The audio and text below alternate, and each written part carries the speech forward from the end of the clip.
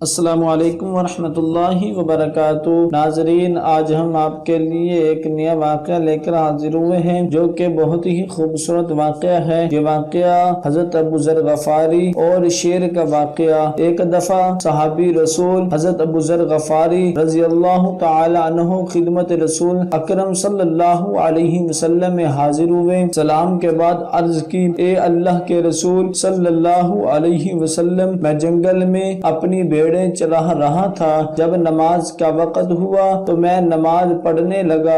اس وقت ایک بھیڑیا آیا اور اس نے ایک بھیڑ کو اٹھا لیا۔ اچانک ایک شیر نے اس بھیڑیے پر حملہ کیا اور بھیڑ کو چھڑا کر میری بھیڑوں کی رکھوالی کرنے لگا۔ جب میں نماز سے فارغ ہوا تو شیر نے مجھ سے کہا، اے ابو ذر، ابھی جاؤ اور رسول خدا صلی اللہ علیہ وسلم کی زیارت کر آؤ، آپ کی بھیڑوں کی میں حفاظت کر رہا ہوں۔ رسول خدا صلی اللہ علیہ وسلم نے مسکرا کر فرمایا، ابو ذر، یہ سب تمہارے ایمان کی بدولت ہے۔ اس کے بعد روایت بتاتی ہے کہ 20 منافقین نے کہا، ابو ذر ہمیں اپنی بڑائی بیان کرتا ہے، چلو آج جنگل میں جا کر ابو ذر کی بھیڑیں چراتے ہیں۔ جب یہ منافقین جنگل میں پہنچے تو کیا دیکھا کہ ابو ذر کی بھیڑوں کو ایک شیر چرا رہا ہے۔ جو بھی بھیڑ ریوڑ سے الگ ہو جاتا ہے اسے شیر ہنکار کر ریوڑ میں لے آتا ہے۔ منافقین کو دیکھ کر شیر قدرت خدا ان سے مخاطب ہوا، اے گروہ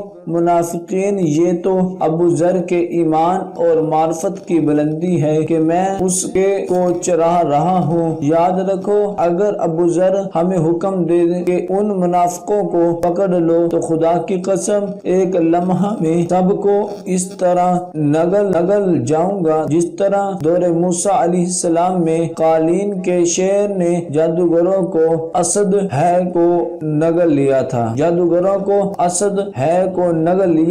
دعا ہے کہ اللہ تبارک و تعالی ہم سب کو ان کلمات پر عمل کرنے کی توفیق عطا فرمائے۔ صدق اللہ العظیم۔